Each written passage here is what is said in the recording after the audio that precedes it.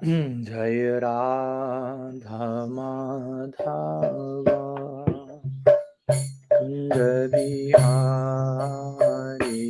Jaya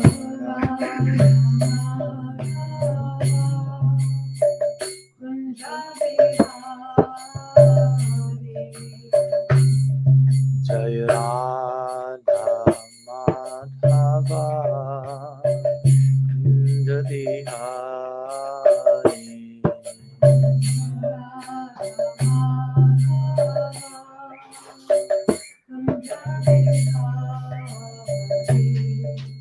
Gopijana Vallabha Girivaradhari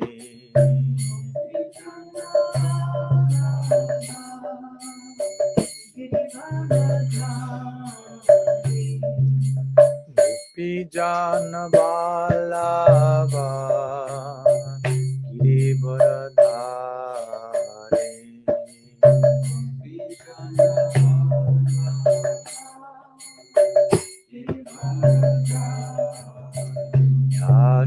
Yashodanandana Braja Janaranjana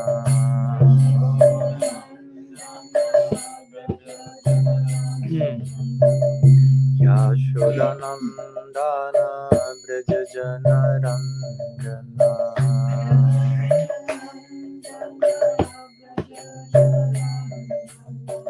Jamuna Tira Vanachari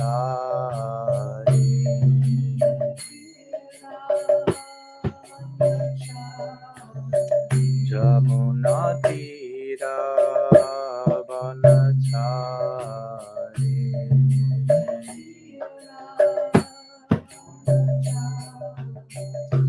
Jaya Radha Madhava Kunja Bihari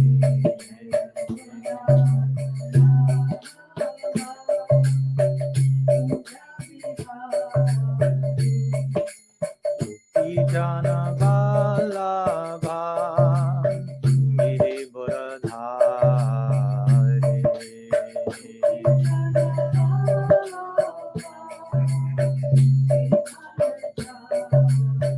Yashodanandana Jaya Janaranjana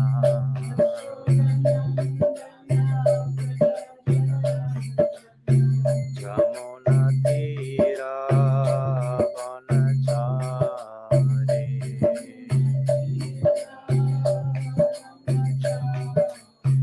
Jamuna Tira Vanachari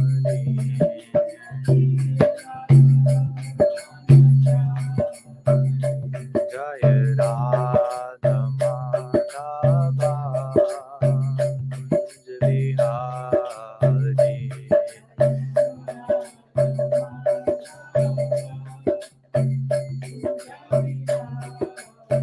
Jaya Radha Madhava Kunja Bihari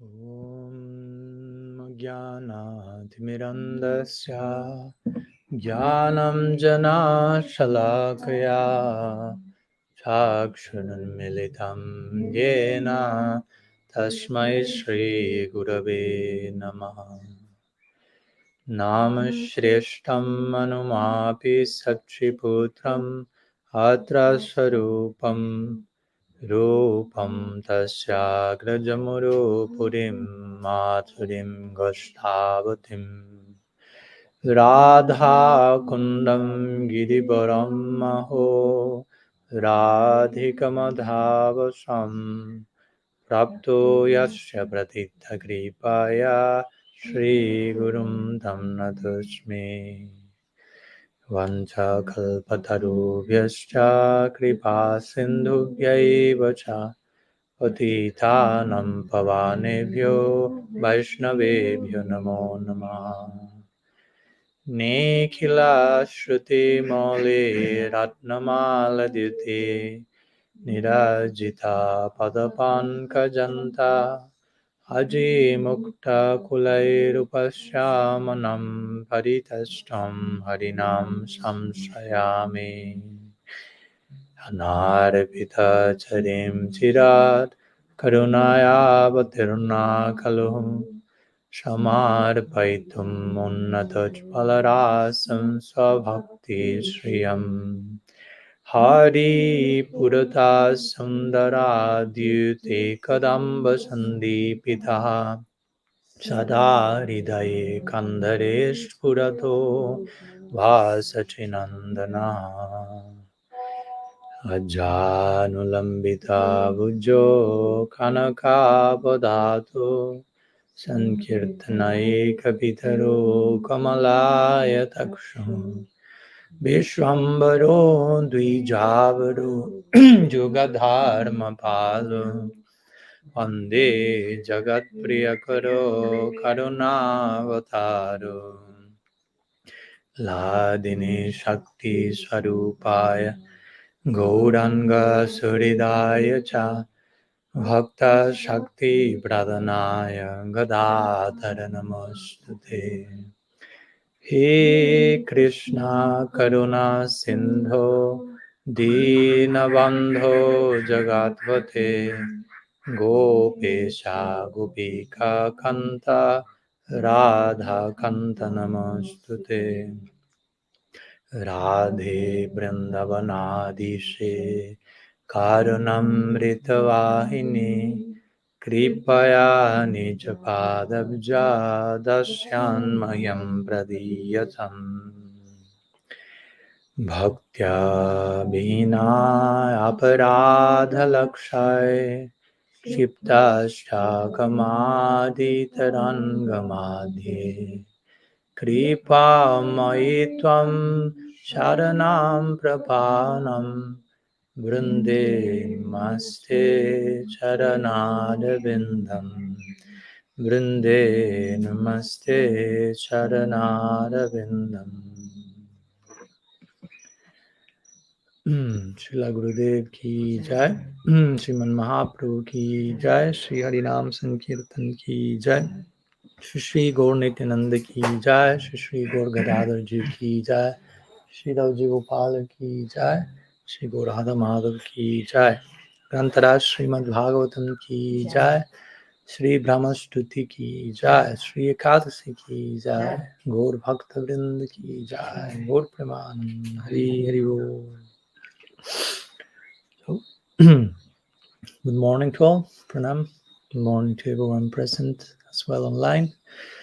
And today we are continuing with our series of lectures on Sri Brahma-stuti that somehow were interrupted some 3 weeks ago because of some other journeys and other topics, or Japa retreat and other lectures we have in between. So here in Madhuban during the next, 10 days, we will be mostly going through the remaining verses of the Brahma-stuti as well as a few classes of conclusion of the whole series. So today we are in lecture 38 and we will be studying verse 36 of the Brahma-stuti, but let's make some brief, since I'm continuing the series here, and probably some of you were not present in the series, a brief recap of the last 37 classes, and a brief recap more specifically of last class, so to connect the thread and the conceptual thread between verses and verses. So Brahma-stuti means, stuti refers to a form of prayer, like our Guru spoke recently. There is stotram, stuti, bandhana, and different ways to refer to the fact of praying, performed by Brahma. Brahma is like a very special person. He's considered the architect of the whole multiverse, if you will, the first created being at the beginning of every creation cycle. He's the very first one who comes, and after him, different jivas take their corresponding bodies.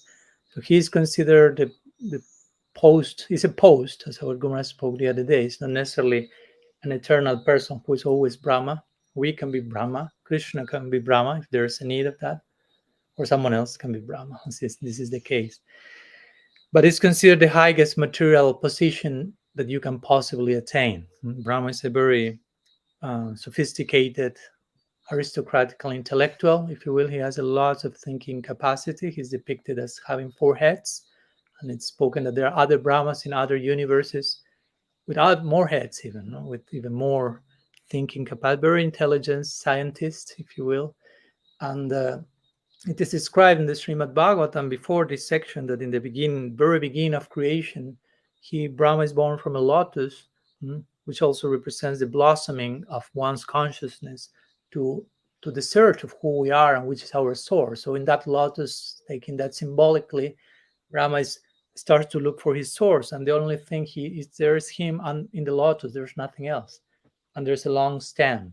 So he starts to go down from the stem, trying to get to the root of his existence, if you want to put it like that. But the stem is never ending because his source is unlimited. It's Krishna. So he returns to the lotus, and he closes his eyes and tries to concentrate and pray and enter in meditation, and he receives some instructions. And he engages in deeper meditation, and eventually Krishna, the divine himself, reveals to him and instructs him about what to do in this world, how to himself engage according to the duties he's expected to perform as the architect of the universe, and so on.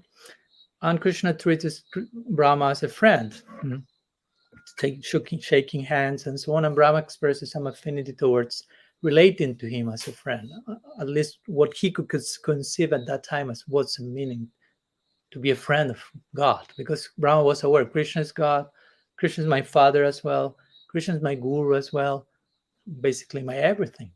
So he expressed that, and Krishna said that will happen eventually. So Brahma continued in his life engaging in these creational duties, and eventually, a few yugas after, when Krishna came to earth and performed his Braja Lila a few thousand years ago, he appeared in Vrindavan to execute his human-like pastimes. And there comes a chapter called Brahma Vimohan Lila. Or before that comes the Agasur Lila, where Krishna kills this well-known big snake called Agasur, and this creates lots of commotion in the whole cosmos, and the Devas come and praise that, and Brahma goes to see what's happening, and he witnesses Krishna being with his friends, because on that day Krishna and his friends were having their first picnic day in their Prakat Lila, in the manifest pastime. So they were really overflowing with excitement and anticipation. So Brahma goes and witnesses that situation, Krishna being situated there, like in the world of the lotus, and all the friends being the petals around him, but in full informality, like when you are with your friends having a picnic. So that was not the version of Krishna he knew in the beginning of creation, who appeared to him in a more formal way, instructing him like a guru with certain mudras in hand, Gyan Mudra, with more guru-like appearance. So now he was like eating with left hand and receiving the remnant from his friends. So Brahma thought maybe this is not the same person. I thought maybe this is an imposter. We have to do something about that. And he tried to kidnap Krishna's friends and calves who were with them at that moment. So he thought he put them in a cave, but actually they were like illusory manifestations of them. So then starts the Vimohan of Brahma. Brahma Vimohan means bewilderment. But we can have close in case I may require the microphone, right? Mm-hmm. So then the point is that Brahma thinks he kidnapped them, and he returns to his planet Brahmalok and returns to Earth after a few moments in his planet, which represents a whole year here on Earth, just to realize that everything continued as usual. Why? Because Krishna had expanded himself as each one of those friends and calves that were actually in another prakash, as we spoke the other day, in another dimension of Vrindavan. There are many dimensions, and he was in one of them. They were in one of them, so all his friends and calves, the actual ones. They were not feeling any anxiety and nothing. So Brahma returns and sees that everything is okay. He goes back to the cave and thinks those illusory representations are there. So So he goes back to Vrindavan and say the boys and calves are there. So his Vimohan, one head starts to spin at this point, if you will. And this cup passed for a whole year without nobody in Vrindavan noticing. And that was also to fulfill, we could say, even primarily the desire of the mothers of Vrindavan who wanted to have Krishna as their son. And he became their son in the form of their child. And the cows want to have Krishna as their calf. And he made that. He satisfied the desire of the Vatsalya Rasa camp, if you will. And Baladeva, as we said, for 1 year, he didn't know either because he was not in the picnic that time. He was celebrating his monthly birthday.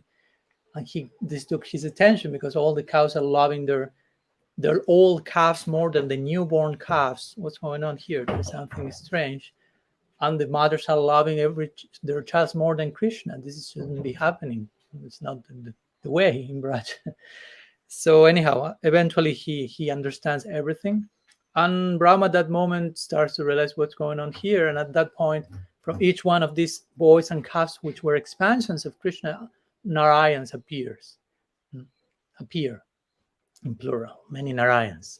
And Brahmas worshipping those Narayans, different Brahmas worshipping Narayan, Brahma witnessing that.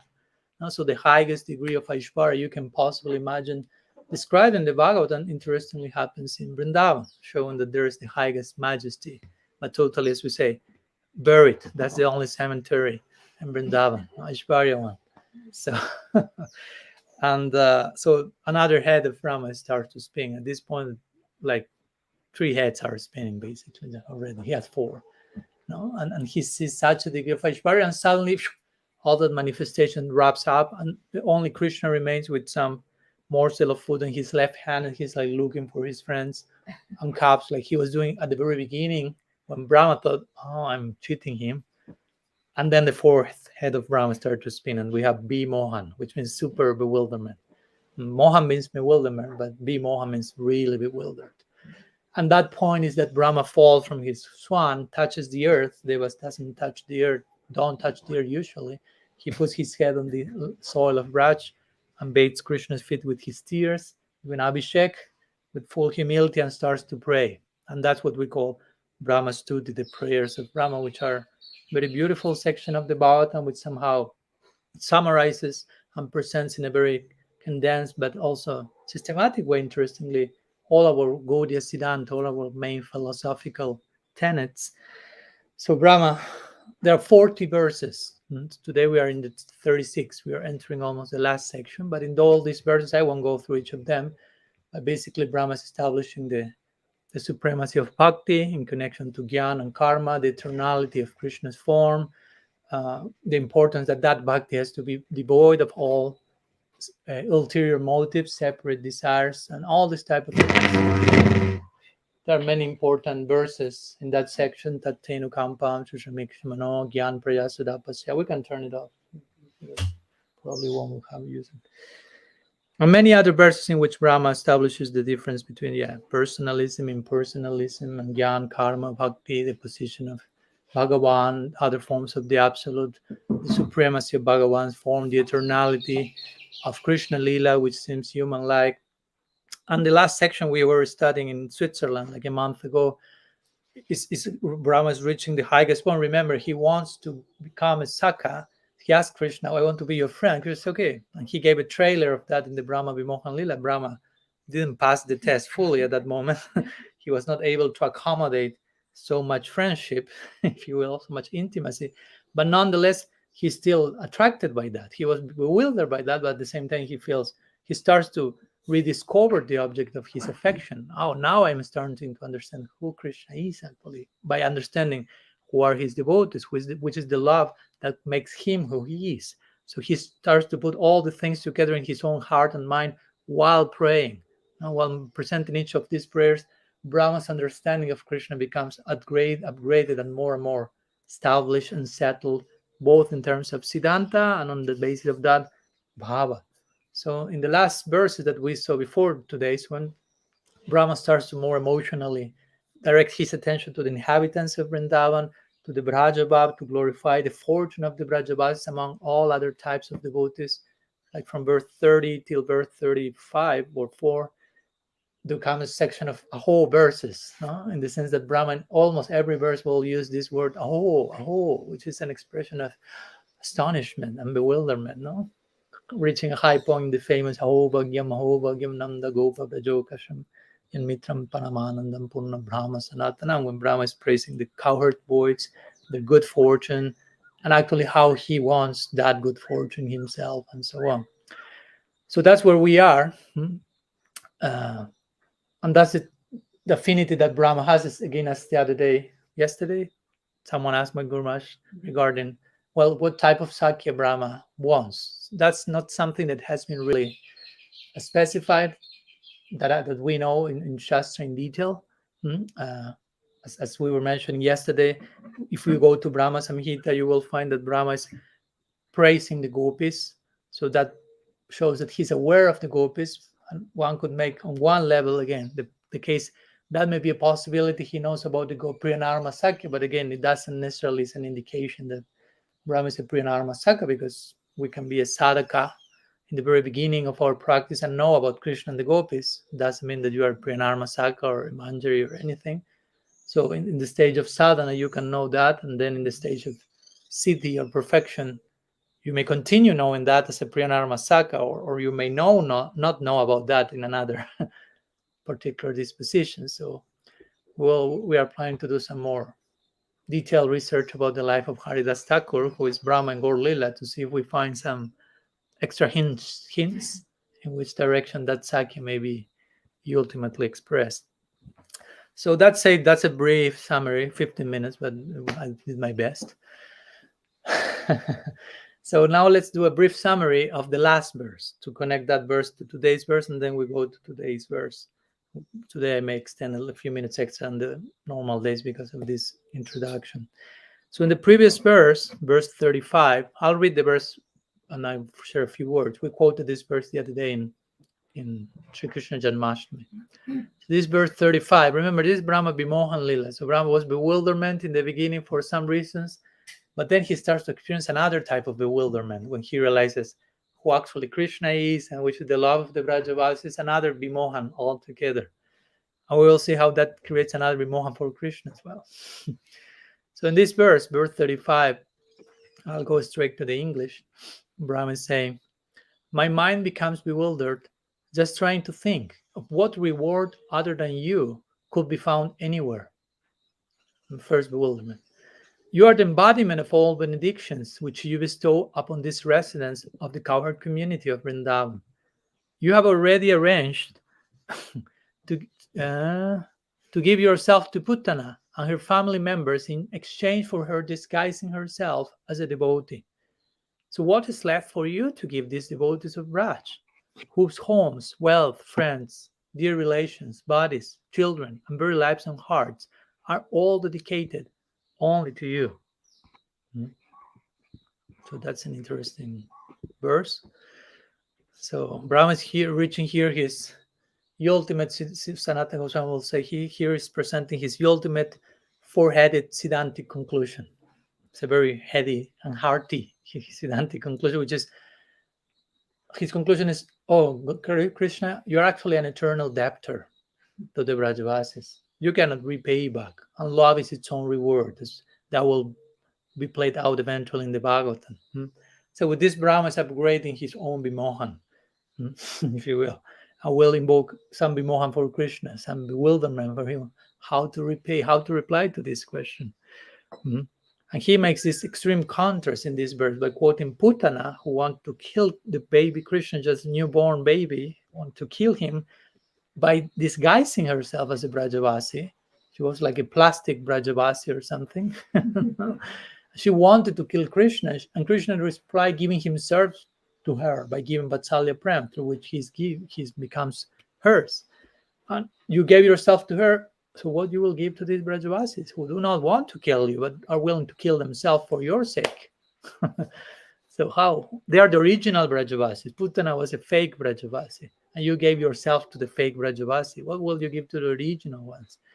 So if you gave yourself to Putana and to his relatives by extension, Agasur, Bakasur, they have some relation to Putana, they were blessed by that. How you will reciprocate with the Brajavasis? If you already gave yourself to Putana, you cannot give that same thing to someone else after giving something. That logic was given by Jiva Goswami. If you give something to someone, you can give again that thing to someone. You gave to Putana after you were born, a few days of being born. So that will be a shadow of gratitude if now you give yourself to the Brajavasis after being given to someone else. That's not compute. That's not the only thing you can give. Okay, you have to give yourself, but what else? And Brahma concludes, acknowledging your debt is basically the only way I can think you can repay back. I mean, you cannot repay back. So the best thing you can do at this point is acknowledge you have a debt, and an eternal one. That's the best thing you can do as an attempt to do something about it, not to repay back. The debt keeps increasing at every moment. And of course, Krishna receives such a question from Brahma. He doesn't reply, remains thoughtful for a few verses and chapters. And after 18 chapters in the Bhagavatam, here we are in chapter 14, here in chapter 32, he will say like, Napariham nirabadya samjayam sasad kritam vibudaj sapiva samava jandurjarageha shrinkala sambrishyatat bhapratyatu sadhana. In the height of the Rasa Lila, he will say, the gopis and Radha in particular, I cannot repay your debt. But even in the lifetime of Brahma, he quotes Brahma. Somehow he reminded, Brahma made me that question. Even if I try, I cannot let your own love be its own reward. You have given to me in such a way that your own saintliness become that.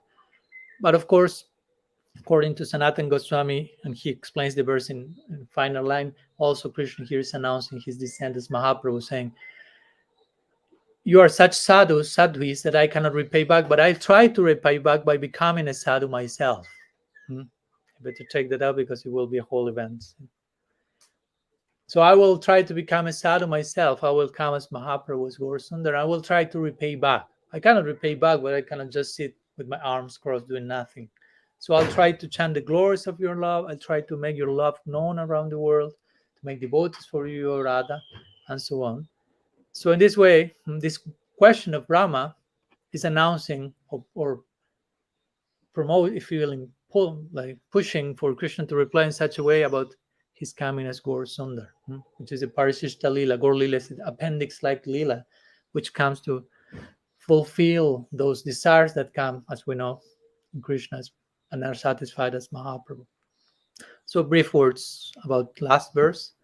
So today we are continuing, finally, with verse 36, sorry.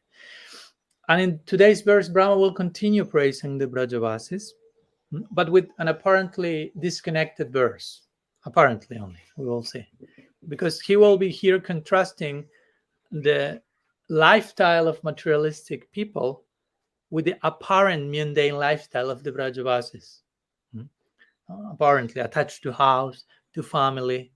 But as we will see, the Brajavasis are attached to those things in Tadiya Seva, seeing them as potential paraphernalia to be engaged in the service of Krishna. So that's, instead of becoming a problem, becomes a solution, facilitator. So here we have the verse. It's here also in our whiteboard. So I'll recite it first once in Sanskrit, and then you can repeat with me. This is in Anushtu Chanda. Chanda means meter, and different verses in the Brahma-stuti are in different meters. This is like one of the most classical ones present in the Gita and so on. So the verse says like this: Tabat ragadayastinas, tabat kadagriham griham, tavan moham grini gado, jabat Krishna jatnati janaha. So we can repeat all together. Tabat ragadayastinas, tabat kadagriham griham, tavan mohan grini gado, yavat Krishna jati janaha. So I'll read the translation, and then we go word by word and so on. So Brahma is telling here, O Krishna, until people become your devotees, their material attachments and desires remain thieves, their homes remain prisons, and their affectionate feelings for their family members remain foot shackles. So that's today's verse, basically, in which Brahma is mentioning all the things that are okay, but if they are out of center of reality, if they don't have a ultimate connection with everyone's source, they end up becoming a source of entanglement instead of facilitators for freedom and redemption, if you will. So let's go to the word by word of the verse. I will recite each word in Sanskrit. You can repeat after me. I will recite then in English. You can repeat after me as we do usually. Tavat. For that long. For that long. Raga adayaha. Material attachment and so on. Stenaha. Thieves. Tavat. For that long. Karagriham. A prison. Griham. One's home. Tavat. For that long. Moha. The bewilderment of family affection. Angrini gadaha. Foot shackles. Yavat. As long as. Krishna. O Krishna. Na. Do not become. Te. Your. Which means your devotees, basically. Janaha. People. Okay, so now let's try to unpack the content of this verse. What I've been doing, for those who were not able to follow the series, I'm beginning with a commentary that my Guru Maharaj has written on this verse. Our Guru Maharaj, not everyone may be a disciple of him, so just making it zero. In his forthcoming book is coming. It's called Bhaktivedanta Bhavanubhat. So he will write the whole commentary on. It will be there on the Brahma-stuti. So he'll share that with me when I asked him blessing permission to give this series. He told me yes, and I have even written a commentary on that. So I asked, okay, so the implication of that is that I can share that. So okay, thank you. he generously shared that and some other advice from that connection. So I'll begin with that, and then we will go through some of the main classical commentators on the Bhagavatam, like Sridhar Swami, mostly Sanatan Goswami, Jiva Goswami, Vishwanath Chakravarti Thakur, and a few others in some cases. So I'll begin with our Guru Maharaj's commentary, Bhaktivedanta Bhavanubhat. So he says the following in connection to this verse. Because Braja Bhakti is difficult to understand, Brahma then offers the following comparison and explanation. These Brajavasis are not like sannyasis of the Gyan Marg, the path of, mostly in this case, impersonal knowledge, who give everything up and at best come to you empty-handed, looking for peace. These coward people come to you with houses, families, friends, and so on, all of which are extensions of their own identity as your devotees, and as such, all of which are placed at your disposal. Love is a thief, a house is a prison, infatuation is a ball and chain, if they are not extensions of those who consider themselves to be yours. But these coward people go beyond that. Indeed, they think that you also belong to them, and they are correct. That's our Guru Maharaj's explanation on this verse, making it very clear and very charming. So all this verse will happen in the context, again, of Brahma trying to clarify these Brajavasis that he has been praising for the last verses are not mundane people, although they seem so in many ways. Aprakrita. It seems prakrita mundane, but it's super transcendental. So he will try to make that case and even compare them, as we'll see here in other commentaries, with sannyasis of the Gyan Marg who become extremely detached and renounce everything in this world and are not even attached to coping, like Sukadev Goswami, who was just naked in the world, not even aware of that. But he became attracted to the Brajavasi, to being one. So So this is the idea. Now here the Brajavasis with the sannyasis is renounced with at best they come empty-handed because they renounce everything, so they don't have anything to offer, but they want something from you yet. I want mukti. I want freedom from samsara. I want peace. Shanti, shanti, shanti. I want something, which is okay. Krishna accepts that approach on some level, but the situation of the Brajavasis here is way beyond that. Again, they're not coming empty-handed. They're bringing everything they have, but not. They don't consider this is mine. This is for your service. My house, my cows, my wife, my children, my body, my mind, my everything. Offering that and not wanting anything in return. Not concerned even about peace, but just love. Love means I want to serve you. I want to please you. I want to give everything to you, and so on. So there is a clear difference between, again, Jnana Marg and the overtly transcendental situation, because for most of us, transcendental means, oh, that person is dressed in ashes and had dreadlocks and wears a loincloth and lives in a cave. Wow, that's super advanced. Yeah, in comparison to someone extremely attached living in I don't know, Fifth Avenue, New York, and running after money, and but the Brajavasis are way beyond that person in the cave, with all respect, because they're not detaching, but they are attached to the perfect object of attachment. So the idea is, and if you don't have that attachment, just to make it clear, it's not just about having house and family. You can have those things, but if you don't direct them to their center, they become all the things: a thief, a prison, a ball and chain, because of attachment, not because they are bad, but because how you are relating to the things. You are not seeing them as the Brajavasis are seeing them. It's all about the change of angle of vision. And my Guru Maharaj concludes saying this idea, that they even consider you as their property. So there is a very unique gradation here. Again, my Guru Maharaj presents in the beginning empty-handed jnanis who are still looking for something separately from themselves, shanti, peace. Then we have those who think, what do you say?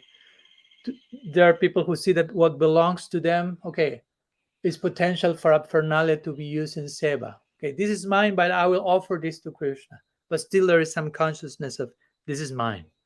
I will offer my money, my house, my body to Krishna.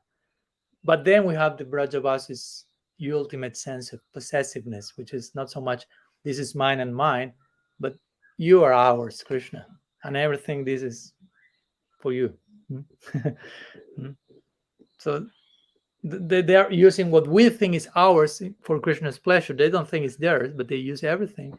But they conclude that nothing is theirs. That's the consciousness of a Brajavasi. Nothing is mine except for Krishna. While the opposite happens in material vision. Everything is mine except for Krishna. They don't have any sense of relationship with the divine. And as my Guru Maharaj concludes here, they say, brothers, you belong to them, Krishna, and they are correct. They think like that, and they're right. It's not that they're just their nonsense. You are theirs. If you belong to someone more than anyone else, it's in that direction. So again, we have this gradation here, like from karma to jnana to bhakti to Vraja bhakti. In karma or in fruitive action, exploitative movements, we have this notion, as my Guru Maharaj likes to say, my sense of I depends on my sense of mine. Whatever is mine, I build the whole identity on the basis of what I think belongs to me. As we say, this is my country, so I am Argentinian. According to what is mine, my country, there is a sense of I am Argentine. This is my wife, I am a husband. I develop designations. This is my children, I am a father. So my sense of what I am depends on what I think it belongs to me. So that's basically the karmic part. And many times this sense of what belongs to me ends up objectivizing everything. Everything becomes an object for me. They're objects. I don't treat even them like as persons, but you are something that is mine. It's not very romantic, but that's how sometimes people move in this world. So there you have karma on that level. Then jnana means nothing is mine.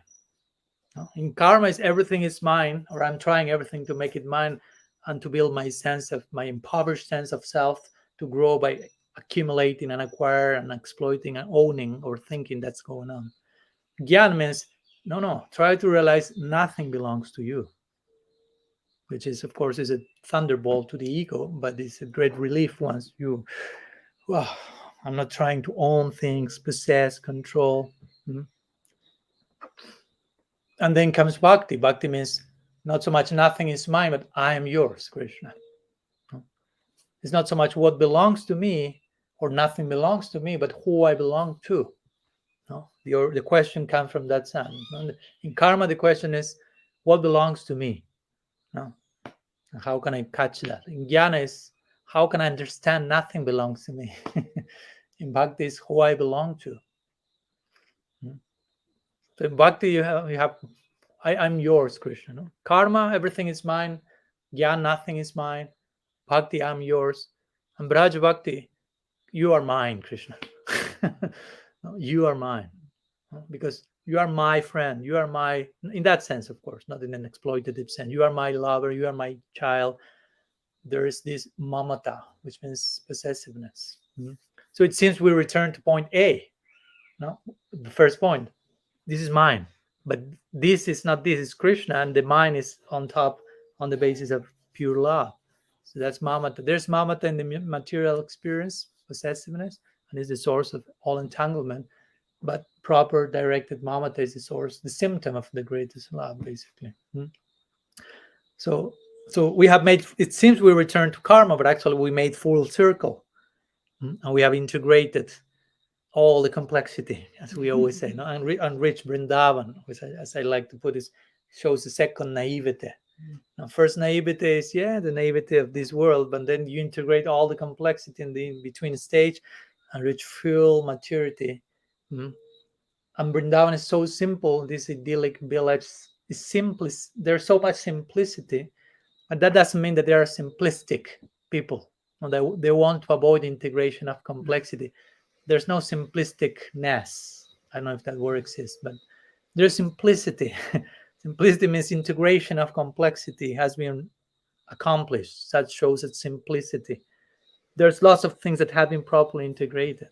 That's the result of the highest synthesis, integration of complexity. So one thing is to be simple, having integrated lots of complexity. Another is to be simplistic and wanting to avoid the task of going through that complexity. So Brajavasis are the final fruit of that. So the relation of the Brajavasis with sense objects, their houses and so on, is not selfish. No, it's not from a misdirected sense of self, but it's only for the purpose of Krishna's service. They only see their house in those terms, their cows, their wife, their selves, whatever they put their psyches in terms of how this can be pleasurable for Krishna. There is no other element in their DNA. Let's share examples of the Pandavas to give some contrast. In this same line, in this same mentality, but also another type of devotion. The Pandavas many times are this famous, of course, 5 brothers. Arjuna being maybe the most well-known, Yudhishthira, Bhima, Nakul, Sahadev. And they seem to be absorbed in material affairs, being royal, being part of the royalty and administrating and dealing in the world. Indeed, in his Priti Sandarbha, Jiva Goswami quotes a verse from the Bhagavatam in the first canto that mentioned that they were very much attached to their kingdom and family. So one may say, but at the other side, we heard that the Pandavas are such great devotees. So how to understand that verse of the Bhagavatam? And Jiva Goswami will say, no, that verse applies to other Pandavas, like Dhritarashtra and others, who can be considered part of that group, if you will, but not to the Pandavas in themselves. And of course, that's proved by the fact we know that when Vidura instructed Dhritarashtra and the end of his life, what did he say to Dhritarashtra? Try to abandon all this royal comfort, try to culture go to the forest, implying you are attached, Dhritarashtra, you are attached to those things. But he didn't instruct in that way to the Pandavas ever, because he knew you are not attached to all the things. You are using all the things for this in the service of Krishna. you are ruling for the sake of Krishna. It's not like you want to do that, you are mad about that. And they were great kings. I mean, that's a situation where you can be the most materialistically attached. And for example, when Yudhishthira Maharaj got the news that Krishna had ended his pastimes, he's left the planet, if you will, what did Yudhishthira Maharaj say? He immediately renounced his kingdom. So that showed, I'm not attached to this. I was doing that for his sake. Now he's gone. He has no more purpose. And immediately detached from that. And he went to the Himalayas with all his brothers, with Draupadi, famous story in the Mahabharata also. So they showed we are not attached to that actually. They were not lingering around like Dhritarashtra was doing till almost the very last moment. At that moment, all of the rest 100 children were killed by Bhima, but he still was somehow lingering, grasping at taking the something of that kingdom, what was remaining. Nothing was there, but anyhow. So that's why Vidura was chastising Dhritarashtra, telling you are allowing death to catch you, by not leaving this situation and taking a distance from all that, still in the jaws of material attachment till the very last moment of your life. That's so unbecoming. But the Pandavas, again, they seem to be attached, but they were not. So if this is the case with the Pandavas, if it's possible to be surrounded by all these material assets, you say, and be totally detached, what to speak of the Brajavasis? That's right, to create the contrast. Kaimotya Gyan, no? If this is the case with the Pandava, then what to speak of the Brajavasis? Although they don't have such big kingdoms, but they have such big prem. They could have those kingdoms. They are not attracted to that. And Krishna told them, let's go to Dwarka. No, thank you. So one should not misunderstand the idea is the position of the Brajavasis. This is the very idea of this verse. Now, Brahma is praising the Brajavasis, and after praising them in this verse, he's trying to make sure the people I've just praised, they are not ordinary people. Please don't misread them. But also, do not also misunderstand this whole thing by thinking, oh, then I can have my house, my family, my everything, and I'm totally advanced like the Brajavasis by being surrounded by all these household situations. Now you can perform ordinary domestic affairs very enthusiastically like the Brajavasis, and that makes me a Brajavasi. If you don't have their level of bhakti, that won't happen. Yeah. The cable can be more. You have to turn that. Hello? Yes. Okay. We are using microphone now. It's starting to ring, so let's see.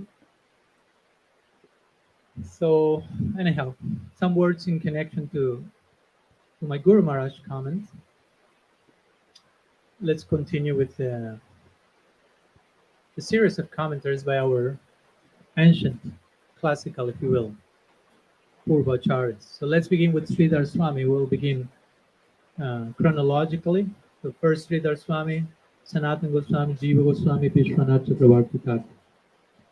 So I'll read the commentary. There are brief ones, and we'll comment something in between. So Sridhar Swami says, in relation to the previous verse, Krishna may retort. Remember, in the previous verse, Brahma is praising the Brajavasis, their houses, their families, everything is offered to you. So Krishna may retort, sannyasis too, who have no faults, such as material attachment, think nothing is superior to me, Krishna may say. Why do you say that the giving of myself to the Brajavasis is insufficient for them? So then Brahma answers to that question in this verse. So indirectly, he's pointing here at the self-giving of the Brajavasis, which is way bigger than how these sannyasis maybe think, okay, yeah, nothing is superior to Krishna, but the way the Brajavasis are giving themselves to Krishna, there's no comparison from someone that just remains detached and says, yeah, nothing is superior to Krishna. And the idea, according to Sridhar Swami, this verse is saying, as long as someone does not become yours, and yours here means fully yours, as only the Brajavasis are doing, as long as that's not happening, that's why the verse is tavat, tavat, tavat, as long as, Everything remains a thief, a prison, a foot shackle, ball and chain. That what makes the whole difference. So even if you are a sannyasi, so that counts for me. Even if you are a sannyasi, if you are not giving yourself fully, that's not speaking about your adhikar, your inner eligibility, your position internally. It's not being a sannyasi necessarily means you're higher than others. It was funny because today's this verse is here, and I was looking today at these memories in Facebook. Sometimes I share some, and one of them I was asking, putting like one public question in Spanish. I said, so what do you think by being a sannyasi, are you necessarily higher than someone who is not a sannyasi? And now I'm reading this and I'm relating, oh yeah, interesting. Sorry? Yeah, God incidents, not coincidence. So again, the Brajavasis seem to be not only grihasta. Brajavasis are not brahmacharis, sannyasis. Sannyasi may be some Durvasa Muni that comes to visit and everyone is afraid. We may be cursed by him. Be careful. Let's take care of these sannyasis, these weird monks. But in Vrindavan, everyone is grihasta. And they even seem to be grihamedi. No? Grihasta means married people. Grihamedi means attached family people, because again they are so attached to their house, family, but they are attached to that not in service to them, but they are attached to that in service to Krishna. And generally we may be attached to our car and our whatever house because we see those things as, oh, this is serving me. So you are actually attached to have those things in your service because you are attached to your false sense of being the center and having stuff in service to you. But you can be attached to everything in service to Krishna. The problem is to know, even it's not to be attached to objects, but it's the point is you are attached to objects in the service of whom? Then comes the problem or the solution to the problem. Because if you are attached to your car as a service tool to Krishna and you take care of the car with that mentality, you're not getting attached to the car with you in the center. You're not attached to the car. You're getting attached to Krishna's service through that particular tool. Whenever that tool is not there, you're still attached to Krishna's service. And we spoke about that with Namrasa in our podcast on social media. Someone may say, Maharaj, I'm using social media in Krishna's service. I'm not attached to social media myself. I'm just attached to serving Krishna through social media. Okay, no problem. But the point is, do a fasting of social media for a week and see if you remain attached to serving Krishna in any other way. Because if you're attached to serve Krishna, that will take so many forms. If the car is no longer there, you'll still attach to serve Krishna. So you will be, if you are really attached, you will see forms of serving him in so many other ways. So that's the situation of the Brajavasis, Tadiya Seva. They are attached to those things that are potential paraphernalia to be offered in Krishna's service. So this is the gist of this verse. No? That's how Sridhar Swami is concluding his commentary. He says, in the case of those who are yours, Brahma is saying, of course, through Sridhar Swami, in the case of those who are yours, the Brajavasis, however, attachment and other feelings based on you are conducive to liberation. So he makes this contrast. Even if you are a sannyasi, that may be a problem. If you are not attached to everything in the service of Krishna, you can be a sannyasi and be attached to so many things, even in a subtle way. But in the case of the Brajavasis, their Sangha, again, Guru Maharaj will say always, our path is not Vairagya. You do not progress by detachment. Our path is you progress by Sangha. And Sangha, one word for Sangha, is attachment. Not necessarily only association. Sadhu Sangha is association with sadhus, or Sadhu Sangha means attachment to sadhus, which is another way of saying association with sadhus. That's a real association. If you really associate with a sadhu, you get attached to their saintliness. So that opens the door of liberation. So here Siddhartha Swami concludes saying, in the case of the Brajavasis, their attachment is conducive to liberation. Of course, liberation, they are post-liberated. They don't need to obtain liberation. For us, liberation, if not, we can understand liberation as from liberation, as we say the other day. That's our real mukti. I'm free from the desire to obtain mukti. That's mukti in capital letters. And he concludes saying, this particularity of the Brajavasis, their attachment to everything for your sake, makes those devotees' spiritual practice superior to that of a renunciant. So the bhajan of the Brajavasis is way higher than just a renunciant that is detached from everything, but not attached to Krishna and everything in relation to Krishna as the Brajavasis do. When Mahaprabhu was speaking with Ramananda Roy in their samvad, in their conversation, Mahaprabhu asked him, speak to me about Sadhya Sadhana Tattva, the goal of life and how to attain it. And at one point, Ramananda Roy quotes the conclusion of the Gita, at least how it was understood at that moment by most people. Sarva dharmam parityajam amekam sharanam braja. Aham tam sarva papabhyo mokshai syami masucha. Leave everything behind and just surrender to me. And for many people, this verse spoke about renunciation. Sarva dharmam paritya. Leave everything. Become a renunciant. And Ramananda Roy quoted that verse with that idea in mind. He had his own idea of that verse, but the popular understanding was accept sannyas and renounce everything. Mahaprabhu say, ego eho bahya agi kaha. That's superficial. Go deeper. So Mahaprabhu himself, he was a sannyasi at that time, formally. And he said, and Ramananda suggested, accept sannyas. That's the goal of life. That's a high good thing. Mahaprabhu said, no, that's superficial. Continue going deeper till you reach the Brajavasis. And when Ramananda said Gyan Prayasudapasya Namanta, when he described Gyan Sunya Bhakti, which is the foundational mood of the Brajavasis, they don't know that Krishna is God. Mahaprabhu said, oh, that's good. Continue on that basis. Elaborate that. When he touched on what the Brajavasis are, then Mahaprabhu said, that's good. But sannyas, that's nothing in comparison. So anyhow, some words regarding Sridhar Swami's commentary. Bhavarta Deepika. From Bhavarta Deepika, let's move on to Brihad Vaishnav Toshan, Srila Sanatana Goswami's commentary.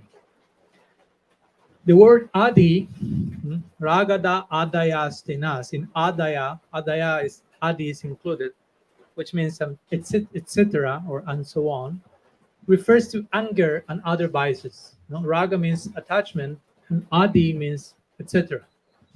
Anger and long list of anarthas that may be there. Brahma implies with this, but this is an interesting shift that Sanatana Goswami makes. Your devotees even use their anger in bhakti to you. For by rebuking the foolish materialists, their anger culminates in bringing about their deliverance.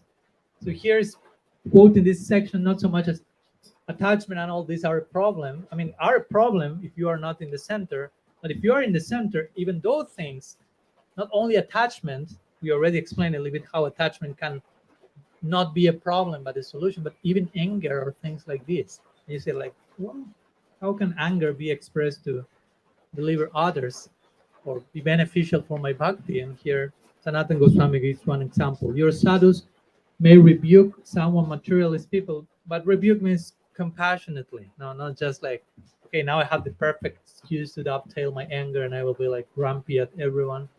It's not like that. But if a very saintly person lovingly rebukes you with full compassion, that person will be blessed. Again, this is not an idea to be abused. And first you have to be, like the famous example Prabhupada Bhaktisiddhanta was speaking to his disciple Swana. He said, everything can be engaged in the service of Krishna. Krishna is such an object of love. He can receive and honor everything, that even anger can be directed to him in certain way, not in any way, in relation to him, it will be expressed and that will be purified. All our anarthas, kama, krodha, and so on, they can be expressed. And he's make the point of anger, and someone asks, how can I express anger in connection to Krishna? And he said, well, you can express your anger against the enemies of Krishna. So everyone started to think their own version of that. What does it mean? If we go in the street and someone says, I don't believe in Krishna, we can beat them up to death. And that's a way of expressing anger. No. That was not the intention. So Prabhupada Bhaktisiddhanta, so no, you are not getting my idea. So he said, yes, you have to express anger against the enemies of Krishna, but first you have to ask yourself, I'm not an enemy of Krishna yet still. So if you realize I'm still going against Krishna's will, that will be being an enemy. Try to understand the words. Then you have to express anger towards yourself. And what does it mean? Doesn't mean bring a whip and let's enter masochist group or something, but be disciplined with yourself. Be strict with yourself. In that sense, that's anger. That's not anger. That's not violence technically, but you're strict with yourself. That was the point you want to make.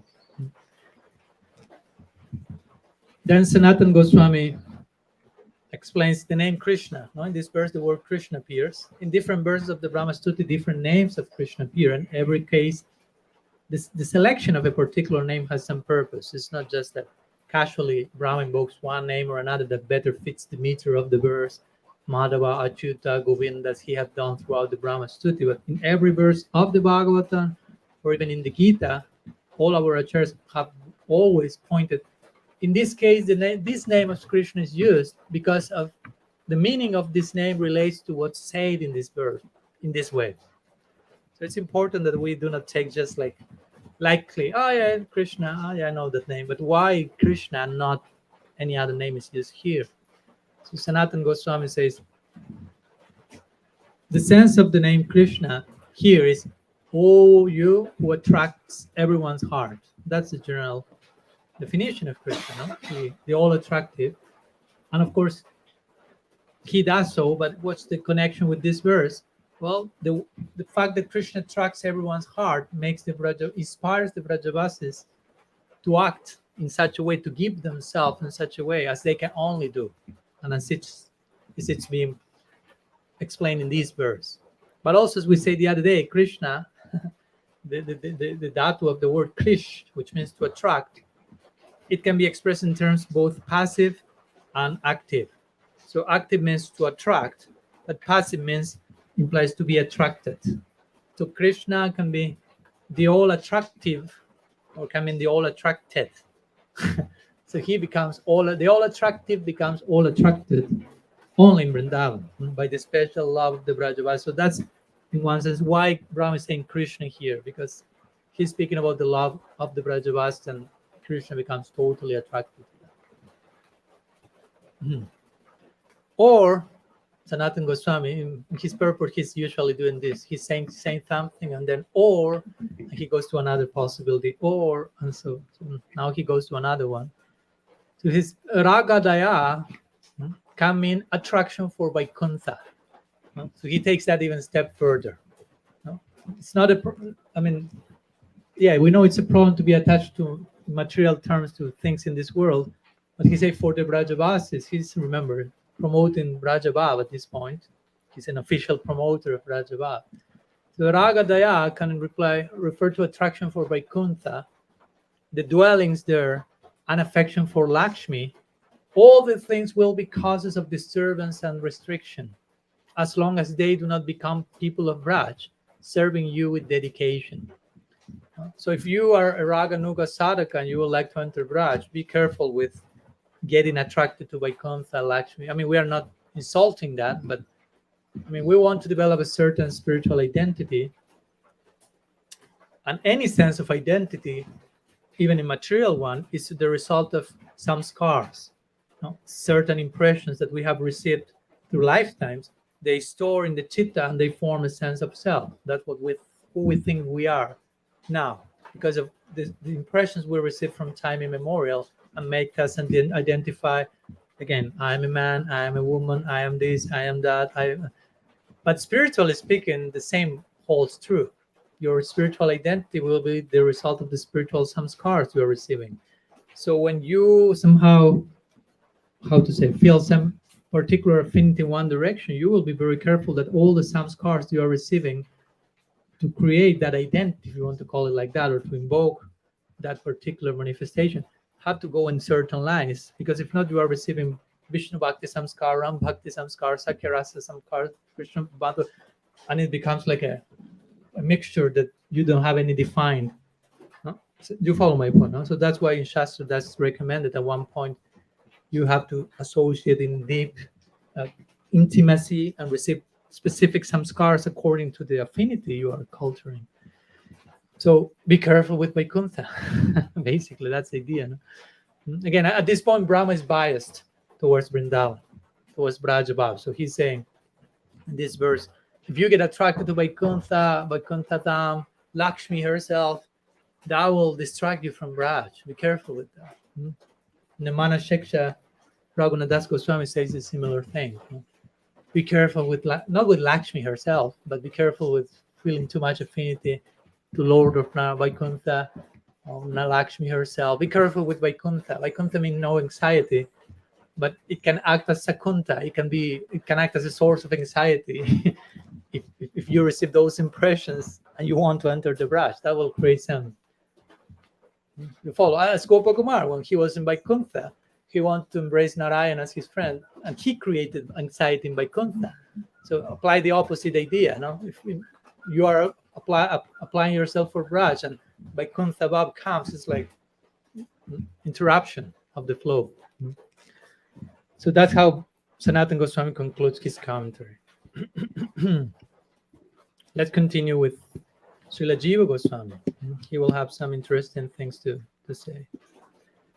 Again, many of these commentaries start with Krishna retorting something, no? Like in between dialogues, between verse and verse. That's the dynamic that our acharyas always invoke. So Krishna may retort here. If the glory of the Brajavasis is that they give everything to me, remember, connection to last verse, then you should go home and do the same thing. Krishna is telling to Brahma. What are you doing here? Go to Brahma. Brahma says, okay, but it is hard for me and other Atmarams even to do that. The souls of these Brajavasis are only for your sake. And so the glory of their bhav is much greater than ours. So with this intention, Jiva Goswami said, Brahma speaks this verse. Of course, Brahma wants to enter the Braj, but at the same time, he's feeling so much humility by contrasting his present experience and discovering where the Brajavasis actually are, who they actually are. Remember, he, a few minutes ago, mistook them for ordinary people and tried to kidnap them. Remember, he's feeling, I committed such an aparadh. I interrupted the picnic lila. I want to kidnap Krishna's associates. I thought that the form of Bhagavan was an imposter. I committed Rupa aparadh, Lila aparadh, Parishad aparadh. My gosh. But I said years ago, I want that. I want friendship. And then I offended everything in relation to that. So embarrassed I am. But I want that at the same time. So he's in all this mixture of feelings. I'm attracted to that even more. The more I discover that, the more I realize the degree of my offense. But at the same time, the more I realize how much I want that. So try to enter into Brahma's heart. It's being like churned in this particular way. So in this way, he's saying, if you tell me go home and do the same thing, Brahma say, I cannot do that. They're so high. Of course, I would like to, but still I feel myself, I'm far from them, although I will love them. So I need some extra mercy that, as we know, will come. Jiva Goswami then presents a sequence to this verse. He will start with the very first word, raga. He says raga refers to Vishaya Priti. So Vishaya Priti means fondness, Priti or attraction for Vishaya, sense objects. So raga means Vishaya Priti. Adaya, again, etc., means that by attaining or not attaining this object of attraction, one respectively experiences joy and sorrow. Again, this material platform. Adaya means etc. So by fondness to sense objects, etc. means something else follows. And something else follows in the form first. Sukha, dukkha, duality of happiness and distress. If I can get my sense objects for my sense enjoyment, happiness. If I lose sight of them, distress. Something like that. Then the word house, griha. The house connotes all things material. Now, when the house in itself implies all the sense objects that are in the house, if you will. Moha, Jiva Goswami then says, means lack of discrimination. Moha means bewilderment, as B. Mohan Lila. So because of attachment to objects. So he's making this sequence. You get attached to material objects and you get bewildered. Moha. Thus, raga is mentioned first, since all the other items depend on it as a cause. Again, he's on this level analyzing material trajectory, if you will. This is similar in a very brief version of what Krishna says in the Gita. Dhyayato vishayapam sam sangatesu pajayate sangat sanjayate kama kamat krodha vijayate krodha bhavati sammoha smriti vibrama smriti brahm sabudina sabudinasat pranashati. Krishna is describing the whole sequence of falling. Dhyayato, by becoming absorbed in the sense objects, you develop attachment. But attachment, you want to enjoy that, and eventually comes krodha, because you get frustrated of not being able to enjoy them. You have you get attached in your mind, then you develop the desire to enjoy those things, or you try to enjoy them. Kamat krodha vijaya, you come calm takes to krodha. Krodha means anger. Krodha bhavati sammoha. In anger, moha comes. Bewilderment. When you are in anger, you cannot speak with that person. Sammoha smriti vibrama. When you are bewildered, your memory starts to be confused. You lose sight of the consequences of acting in one way or another. You cannot relate how in the past you already did this same thing and how you suffer. You cannot grasp that at that moment.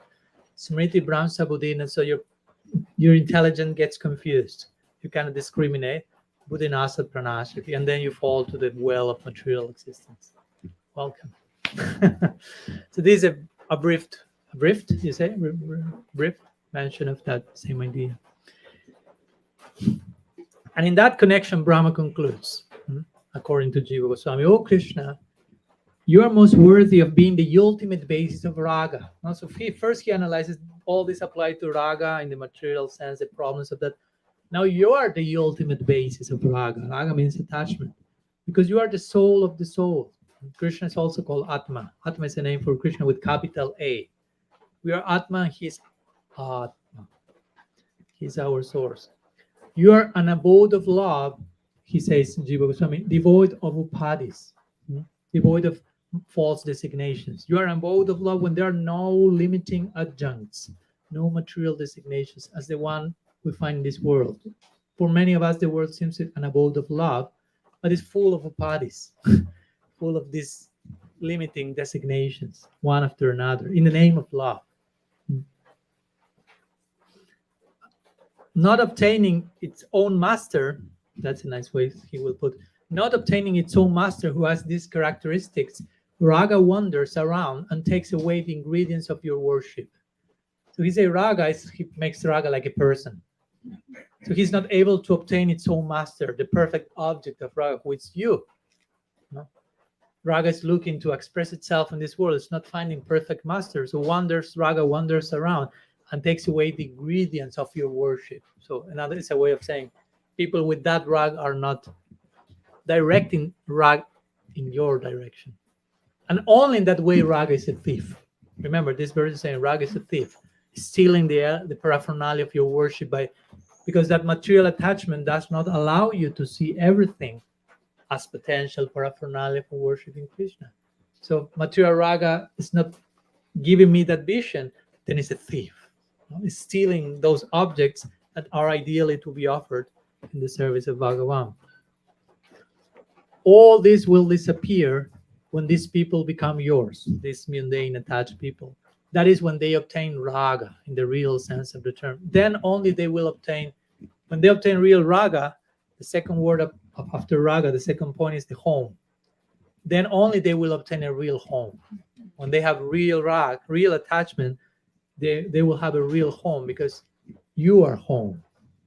And when you are there, your home will be a real home because it will be offered to you. And only then they will obtain real moha. That's the last third part. Moha means bewilderment, because they will be imbued with pure love for you, which creates its own bewilderment, astonishment. So that's how Jiva Goswami makes his point. Only when they have raga, they will have griha, and only then will have moha. In this world, the sequence is different. You are attached to your house, and that creates bewilderment and whole problem. Brajavasis have attachment to Krishna. and their house is a house because it's for him, and that increases their moha, their love and bewilderment.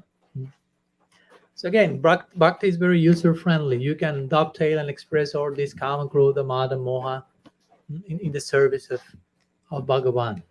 Narottam Das Thakur sings in one of his songs this, how to use calm, desire, to intensely desire to serve Krishna. Krodha, as we explained, anger. Moha, as we are explaining here. Lobha, greed.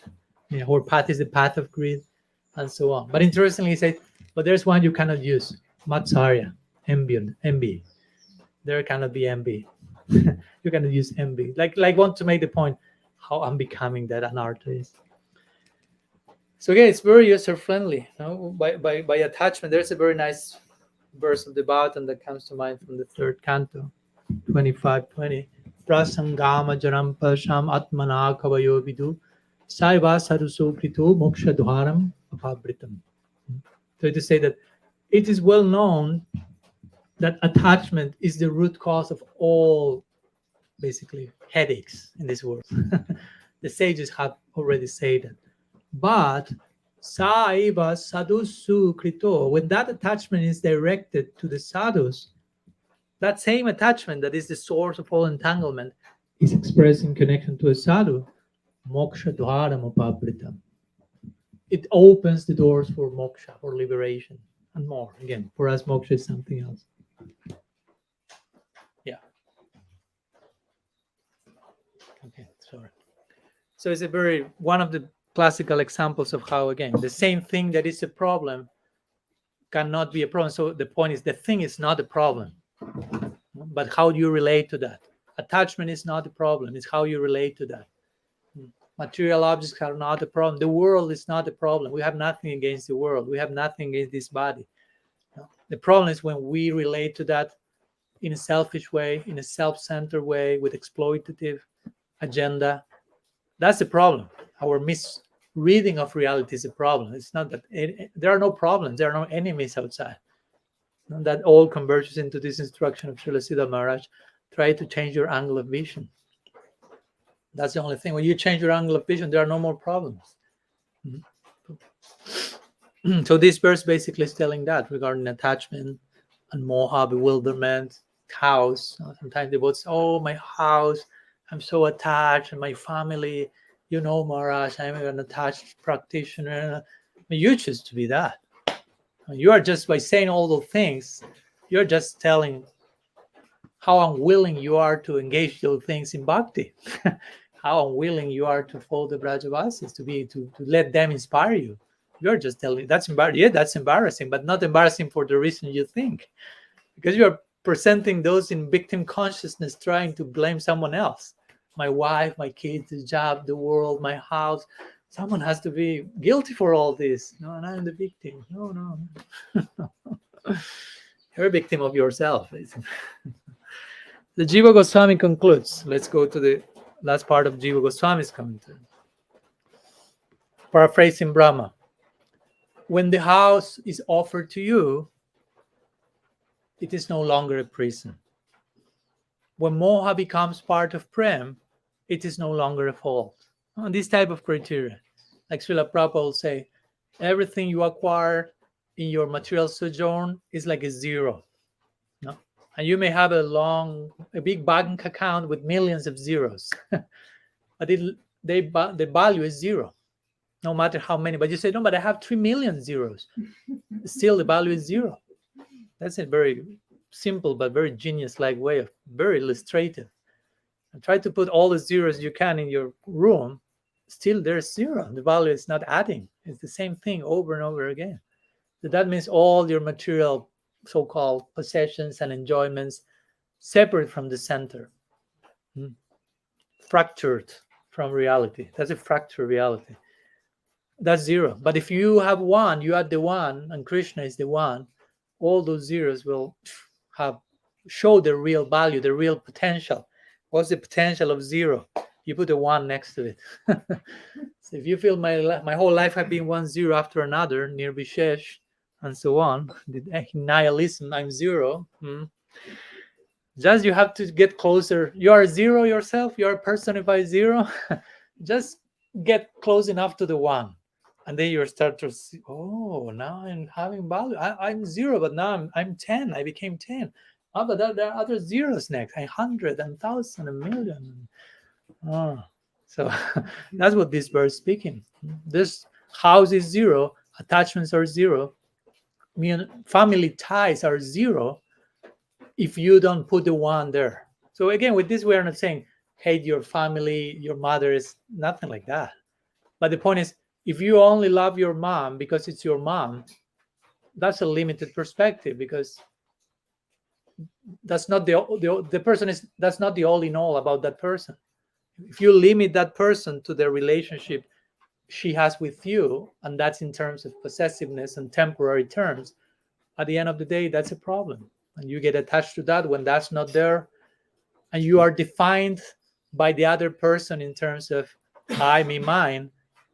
When that's not there, where that attachment is not there, I mean, the object of your attachment is not there, and you are defining your own self by material attachment, who you are. That's why people get into crisis when, I don't know, their husband died, in general, because their own identity generally is defined by attachment to those people. So when the object of that attachment disappears, that attachment that was defining them is not finding its object. So who I am, because that person was defining me, and I'm who I am now. They think they're suffering because they left, but actually they are in deep existential crisis because I need someone else to define me, and probably they will get some other person. So you tell me who you define me. Thank you so much. I love you. But in the roots, there's not much affection there. So anyhow, and Jiva Goswami concludes, the people of Raj, again, when moha becomes part of prem, it's no longer a fault. When house is offered to you, no longer a prison. The people of Raj are the crest jewels of soul surrendered to you, Brahma is saying.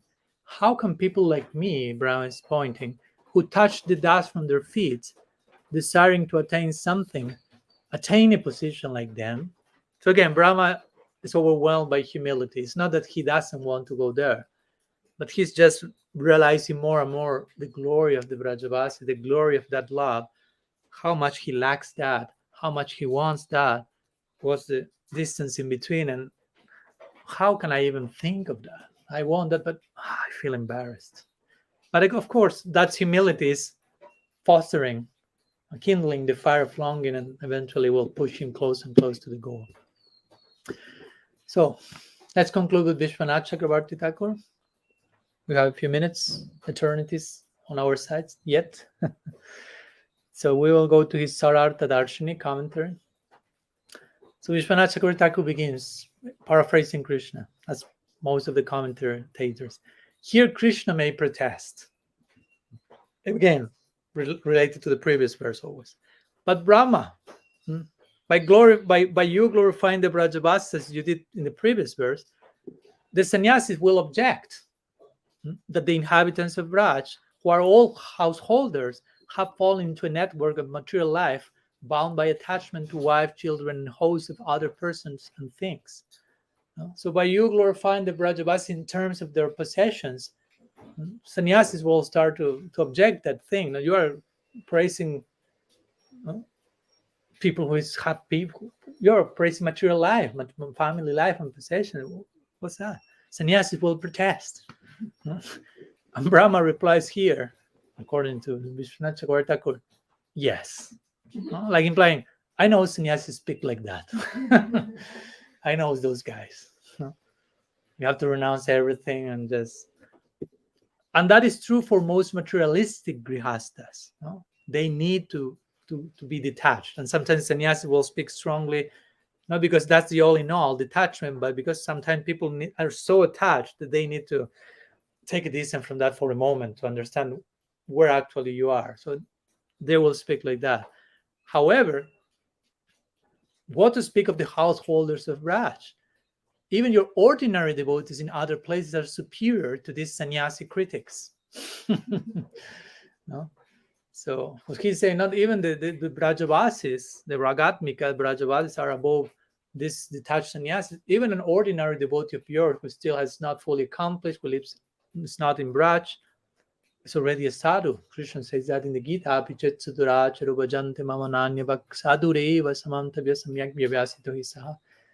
Even if my devotee still misbehaves on a considerable level, but is sincerely wanting to surrender to me, but somehow because of some scars, still falling in unbecoming behavior, but sincerely wants to become my sadhu devotee. Sadhu Deva Samantavya, Krishna says, I consider that person as sadhu already. He's already there, she's already there. No, but still he's already there. Sincerity is invincible. So it's just a matter of time. And they are not yet Brajavas, anything, but Krishna says, they are my sadhus. So they are above sannyasi, jnani, non-sadhu, basically. That's the idea. Brahma continues according to Vishwanath Chakravarti Thakur.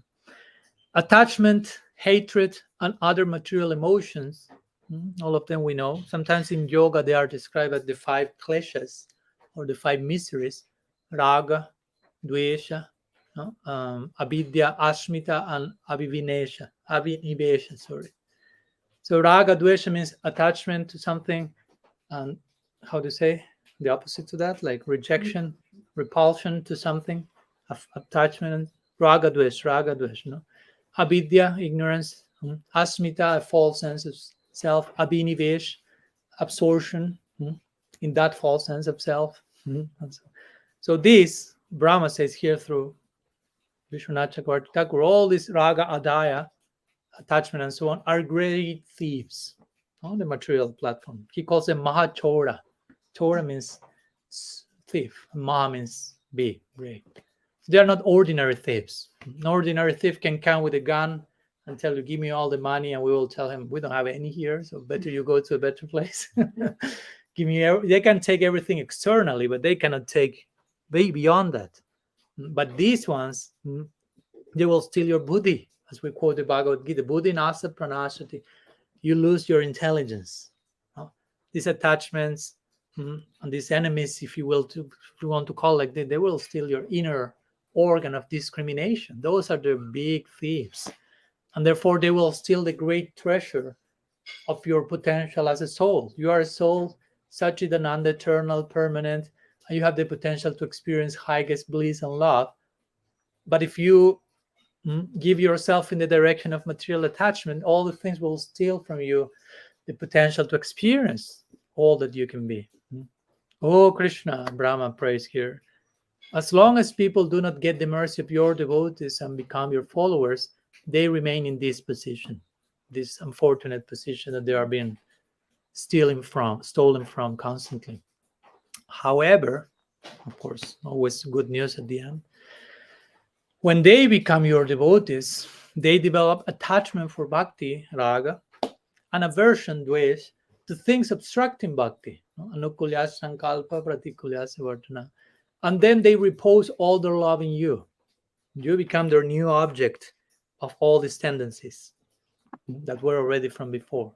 In this way, the thieves of material attraction, hatred, and love become sanctified by becoming fixed in you, and then help the devotee by giving him spiritual bliss, knowledge, and a host of other advantages. So all those things, whatever tendency you have at present now, it just have to be sanctified. You don't need to eliminate anything. Just sanctify that, which means repose that tendency in its perfect object. If it's giving you a headache till now, that means the object is not the perfect one. Just recalibrate where you are investing all the things. And if you did properly, so many hosts of blessings will come. A few paragraphs and we can conclude here. Vishwanath Chakravarti Thakur continues. All this paraphrasing Brahma. In that way, the same home, which was formerly a prison cell created by favorable and unfavorable karmic reactions, the same home, which was a prison cell yesterday, becomes for your devotee a place filled with service to you by hearing and chanting your glories and a host of other activities meant to please you, and become an ashram, as we say, grihastha ashram, sannyasi ashram, brahmachari ashram. It's a shelter, means. So your home is no longer a prison, from prison to shelter. No? The house is the same. Externally, it's the same brick, the same even color. We have not painted, same furniture, but different spirit of inhabiting the place. So that makes the difference. Prison, shelter. Again, it's not about the house. It's about you. You are living in the prison, or you are living taking shelter according to how you choose to relate with reality. So if you do the things properly in the context of bhakti, your house becomes a mandir, the house of Bhagavan. It's Dauji Gopal's house, and everything belongs to him. Everything is for his service. So whatever is in the house becomes like anubhavs, like ways of expressing your love for Krishna. The furniture, the food, the inhabitants, the visitors, everything converges into this newly discovered center, if you will. These activities that you can perform in your house with Krishna in the center carry one to your eternal abode. Vishwanath says, so Brahma says to Vishwanath Chakravarti. So you don't even need to leave your house to enter Golok Vrindavan, applying this idea. These activities at home, Krishna's in the center, all that you are doing is getting you closer and closer to the ultimate goal. How can householders like these be compared to ordinary sannyasis? Of course, here ordinary sannyasis means like jnanis, because you can be, of course, if you're a bhakta, a real bhakta, and you are sannyasi, no problem. You may not have a home to do the things, but you are a bhakta. The main thing here is you are bhakta. There's bhakti. If you're a bhakti, you can be whether vihe tako, vane tako, sadahari, bole tako, bhaktivinoda tako. I don't care you are sannyasi, grihastha, as long as Javat Krishna jati nati jana, as long as you are devoted to Krishna. And Vishwanath Chakravarti concludes saying, therefore, devotee householders who live outside of Braj, so with this he's going again, not to Brajavasis and Ragatmikas, but any other devotee who is a householder outside of Braj, they are thousands of times more advanced than such sannyasis who may criticize. Oh, you are still in the house, you're attached, but actually they are using everything from Krishna's service. The residents of Braj are greater still because of their love, of course. Although you are the Purna Brahma, the absolute truth, complete absolute, you show yourself as dependent upon these premika bhaktas, upon these loving devotees of Braj, by taking the form of their son, friend, or lover, becoming their submissive servant. That's how Brahma concludes through Vishwanath Chakravarti's prayer. The love they have is such that you, who are the complete absolute, are taking all these different forms, as we spoke these days. You take shape according to the love of their devotees to satisfy how they want to serve you. They have a certain desire, as we spoke the other day regarding Kishore's question, what's first? And the devotees have some desire, and Krishna has to appear in a form to correspond with that, as Guru Maharaj spoke in Janmashtami. His form is the ultimate because it corresponds with the ultimate Vatsalya of Nanda Maharaj, and so on. So you appear, you become a servant to them, serving them by appearing in that form and just leaving to reciprocate with them. This is the love of the Brajavas. Maho and Brahma is going to that verse again. How is the fortune of these people that you, although you are the supreme absolute truth, you become their friend because they want to love you as their friend. So still you are the absolute, but became their friend because they want that. And you serve them. That's your identity. In the Bhagavatam famous section, Vishnu in Vaikuntha is saying, Aham Bhakta Paradino Hyasra Tantri Vadvya Sadhubir Grashta Hridayo Bhakta Bhakta Jana Priya. I'm the servant of my devotees. Aham Bhakta Paradino. I'm dependent on them. I actually don't have any type of independence. Aswatantra. I'm not independent. I'm known as Swatantra. I'm known famously as independent. I'm not independent, to be honest. Vishnu is saying. So it seems like Krishna is speaking this verse, but actually that's Vishnu by Vaikuntha. So it's such a statement. He said, what to speak of my devotees? I'm dependent of the devotees of my devotees. I have no independence from those. So if Vishnu by Vaikuntha says that, what to speak of Krishna in Vrindavan? How he will express those same words? There are many ways to say that, no? I was saying that in Switzerland, and Krishna Chandra told me, Okay, but if Vishnu say that in Vaikuntha, then what Krishna said? Which is the verse in the Bhagavatam in which Krishna is saying that same thing? And we quoted Naparayam Nirabhadya Sanjajam. Then I was thinking more and think there is another verse in which Krishna is saying, Anubrajamyaham nityam pujyayet angirenubi nirapeksham manisham tam nirbhairam samadarshana. He's glorifying his devotees, and that, of course, he ultimately converges in Braj. And he says, Anubrajamyaham nityam, I perpetually follow in the footsteps, pujayeti angrirenubihi, and I worship their feet, and I hope to be bathed by the dust of their feet. That's a more Krishna-like version of the same verse. No? To what degree Krishna is like becoming a servant, a devotee of his devotees. So Brahma again is realizing all this. This is the God I'm worshiping. And that's how I want to worship him, to a point that his godhood totally disappears, like in Braj. So anyhow, let's conclude here, and tomorrow in our next class, next verse, Brahma will conclude not the whole section of the Brahma-stuti, but a particular series of prayers, because inside the main stuti there are different sections of prayers. So tomorrow he will conclude a particular section of prayers in which Brahma, as we can see, he's pointing to the Brajavasis and praising the Brajavasis. And after that verse, from verse 38 on, Brahma will reach his more like concluding remarks, like wrapping up the whole stuti and making his closing presentation. But tomorrow he will make one more verse in the glorification of the Brajavasis, mentioning how the love of the Brajavasis make Bhagavan come to earth. We spoke about that on Janmashtami in one level, and may come to here and behave like a human, engage in Nara Lila, in order again to reciprocate with how the Brajavasis desire to love him. So he comes for them as a puppet of him and acts as they want him to be. So that point will be made tomorrow by Brahma.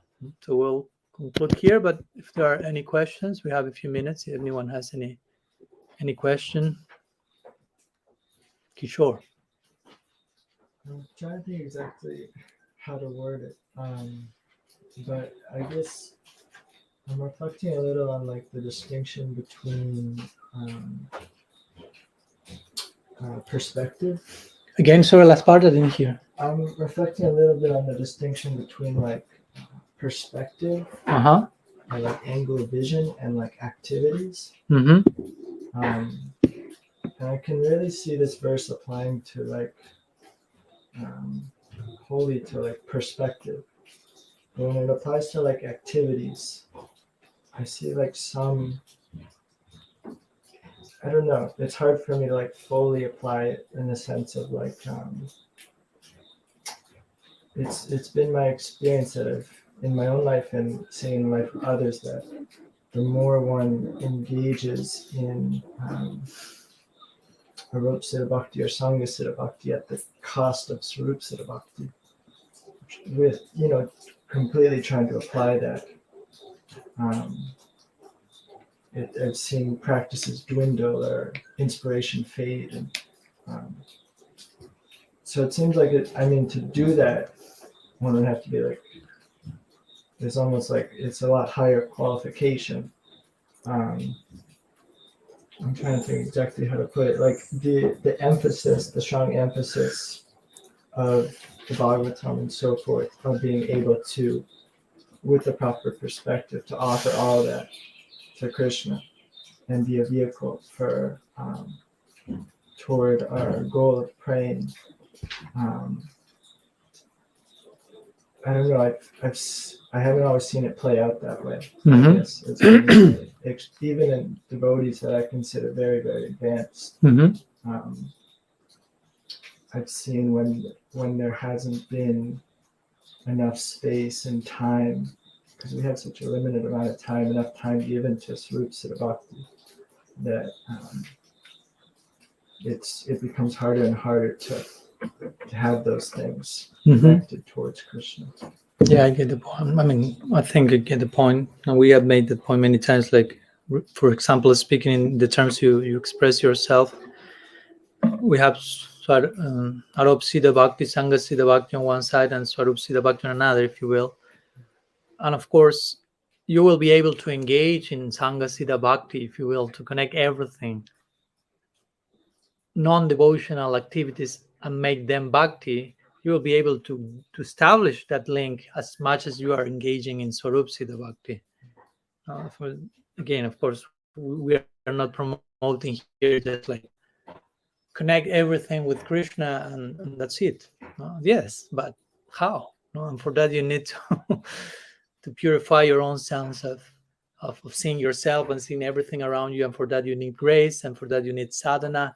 And Swarup Siddha Bhakti, of course, is central to all that, which means all these inherently devotional activities like kirtan and Bhagavat Shravan, Sadhu Sangha, and so on. So yeah, we need to spend some considerable amount of time investing ourselves in that direction and trying to balance all our other engagements, especially in our stage. Again, if you go to Golok Vrindavan, they are not generally like chanting japa and going to Mangalarti in the way a sadhaka is doing that. No? Krishna is chanting japa in under, but the chant japa of supposedly of the names of Narayan. Jashoda asked him, please chant, do your daily meditation. He's chanting the name of Radha only, no?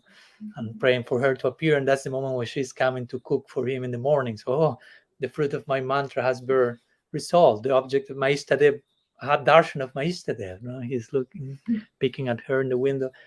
And they are worshipping Narayan in the altar, but for the sake of Krishna. So yeah, for us as sadhakas, it's important. It's easier said than done, of course. Just engage everything: your house, your wife, your kids, you yourself, and your money for the pleasure of Krishna. Again, it's easier said than done. How to actually end in doing that? Again, yes, it's a change of perspective, and change of perspective is not just pressing a button,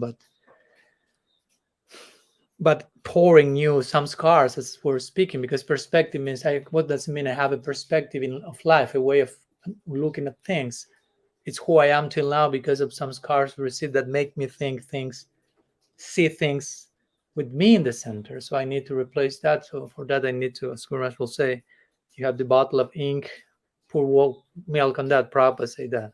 Keep pouring milk, but not pour ink again also, because that can happen sometimes.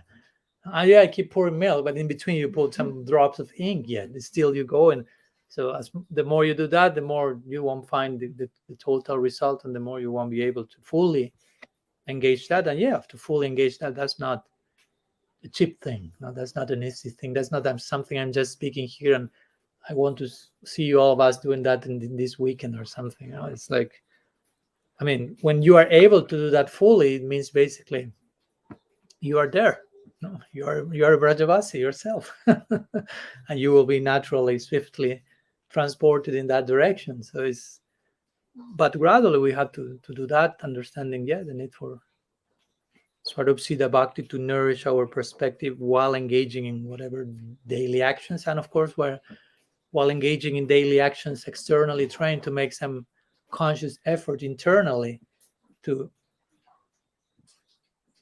direct those actions into the proper focus. And listen, certain stages there has to be some personal will invested in that direction. In some other stages, as it is mentioned, I don't know, when Mahaprabhu was in Jagannath Puri in Gambhira, he will go to have darshan in the morning, do these morning duties and receive prasad, but he will conduct himself in those activities like naturally, but internally he was totally absorbed always in his particular bhav, in his particular inner world. No? So he didn't need to, okay, now I'm having a shower, but I'll try to think I'm actually taking care of my sadhaka day in the service of my guru. He didn't need not anything of that. Or what time is it now? I'm taking the shower.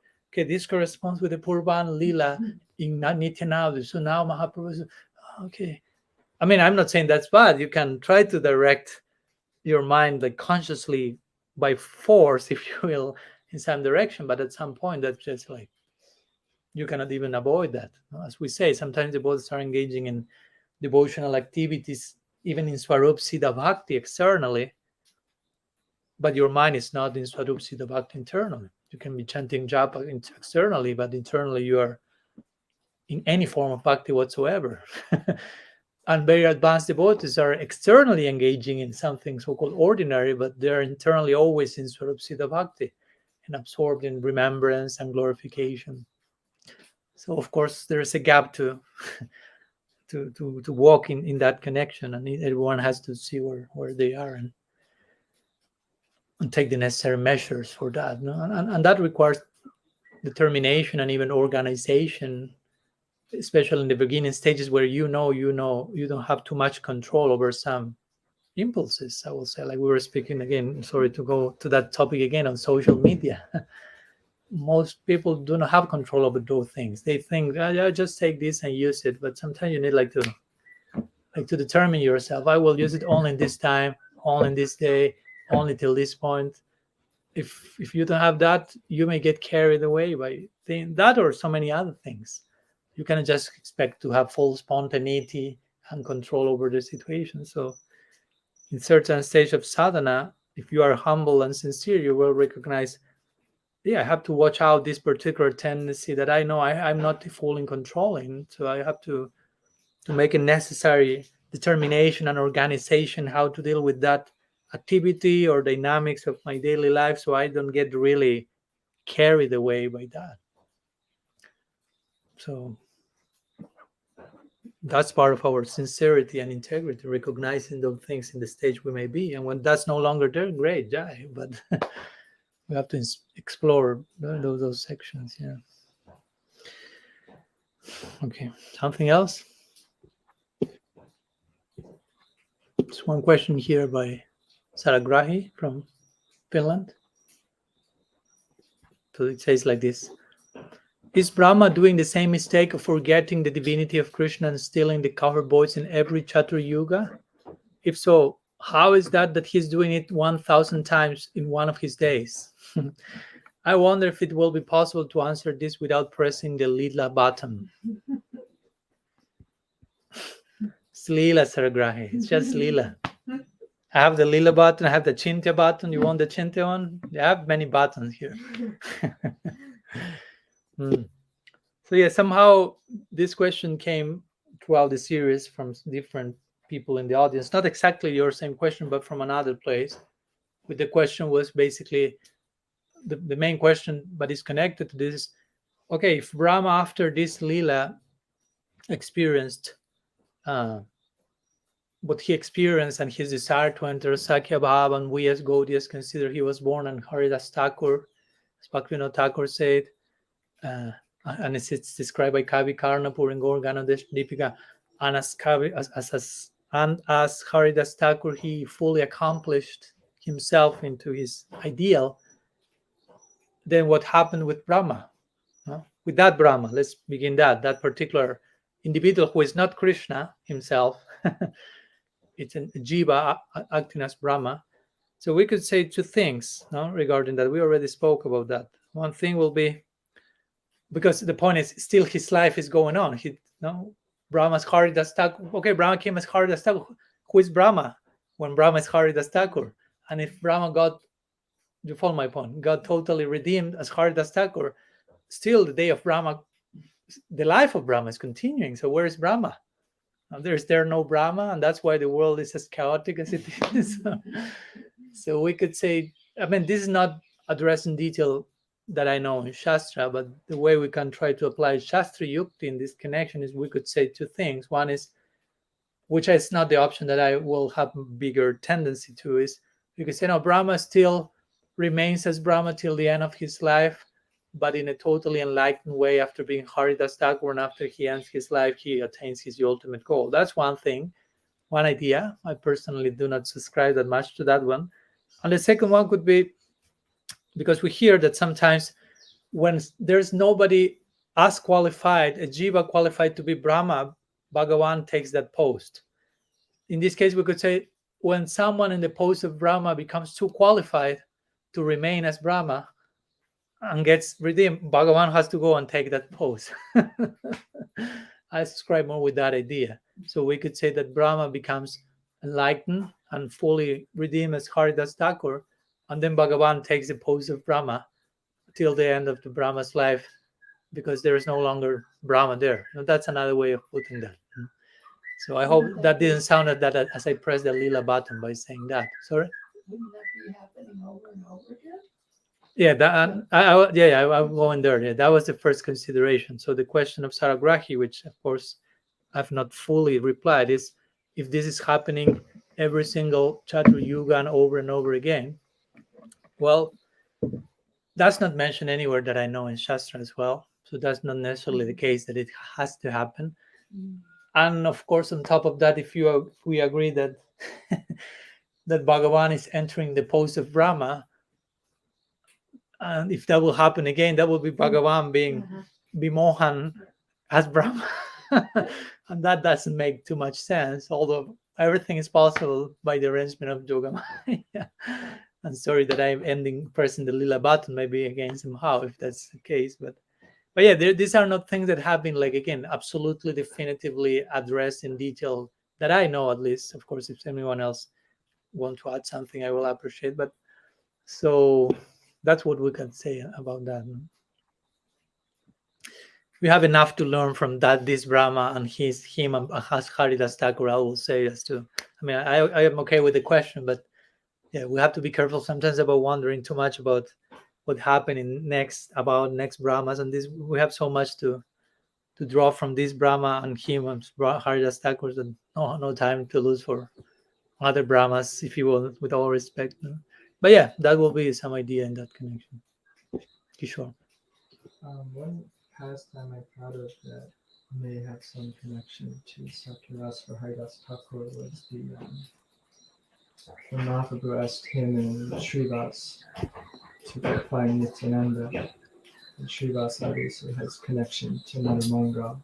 Mm-hmm. And so, I don't know, it's kind of a reach, but, selecting two to go find. Yeah, I mean, we could make some connection, but I wouldn't take that as like, I mean, I appreciate your logic, but I wouldn't try to make a case out of that. But we can add that to whole, maybe a list of other things that, because also you can make the point that, okay, he was selected, but he didn't find Nityananda. No? So the anti-party will say that.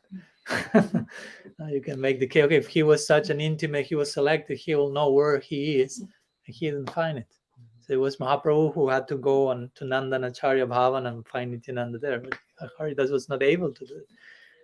I mean, I'm not one to just defeat your point, I'm just, we are thinking together. But let's continue exploring Haridas Thakur's Leelas, describing the different biographies of Mahaprabhu. Maybe some further hints can be there.